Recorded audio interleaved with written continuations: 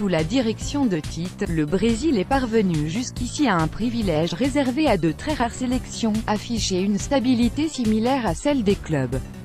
L'exploit est d'autant plus valorisant qu'un sélectionneur dispose d'un temps limité afin d'ancrer ses principes de jeu au contraire d'un entraîneur.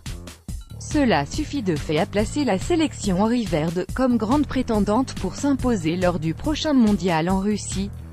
Ronaldo, Messi et les 15 meilleurs buteurs d'Europe en 2018. Chaque ligne possède des forces. La solidité d'Alisson dans les buts, et les qualités offensives de Marcelo et Dani Alves, compensées par l'équilibre de Casemiro, l'agressivité de Paulinho et Renato Augusto, sans oublier la grande dose de créativité affichée par les joueurs offensifs. C'est justement offensivement que le Brésil va pouvoir tester ses différentes variantes, lors des 2 prochains matchs amicaux, contre la Russie vendredi, puis face au champion du monde allemand, mardi soir.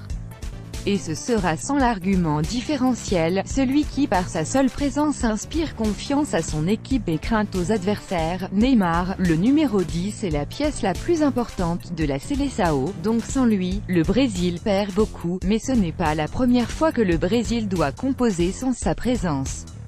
Sous la direction de Tite, Neymar a déjà été absent durant 4 matchs, le Brésil a gagné 3 fois et s'est incliné 1 fois. Il est possible que, numériquement, le joueur du PSG soit remplacé par Douglas Costa, relativement performant avec la Juventus Turin cette saison. Certaines personnes au Brésil disent que Tite, avec ou sans Neymar, pensait déjà à tester une nouvelle formation avec Willian au lieu de Renato Augusto, laissant Coutinho dans un rôle axial avec William et Douglas Costa sur les flancs. Une autre option pourrait être de jouer en 4-1-4-1 avec l'entrée de Willian sur la droite, et le déplacement de Philippe Coutinho à gauche dans la fonction de Neymar, aligné avec Paulinho et Renato Augusto. Fernandinho pourrait également prendre la place de Renato Augusto, qui débute à peine saison en Chine. La capacité de Coutinho à générer un espace conséquent est vitale pour le Brésil et son profil est finalement assez rare dans l'effectif. Plus largement, la convocation de Willian, qui a montré être dans une forme étincelante contre le Barça en Ligue des Champions, offre un éventail plus ample à Tite.